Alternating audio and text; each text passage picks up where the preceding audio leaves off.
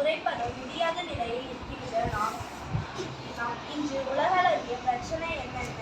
Plastic பயன்பாட்டை குறைக்க முடியவில்லை. இதனால் லேண்ட் பொல்யூஷன், ஓஷன் பொல்யூஷன் ஏற்பட்டு கடல்வாழ் உயிரினங்கள் மற்றும்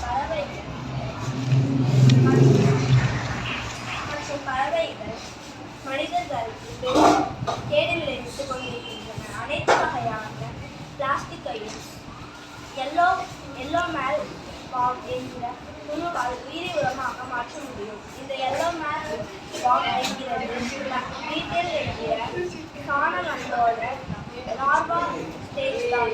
சாணமாக இந்த பாம் அழுகிய காய்கறி, பூச்சி, மரக்கட்டை, விலங்குகளின் கழிவு காணப்படுகிறது. இந்த எல்லோ மேல் பாம் எல்லோ நிறத்தில் பழுப்பு வரையை கொண்டுள்ளது. இது மாட்டுச் சாணத்தில் வாழக்கூடியது. எல்லா விலங்குகள் வயிற்றிலேயும் பிளாஸ்டிக்கை செரிக்க வைக்கிறது.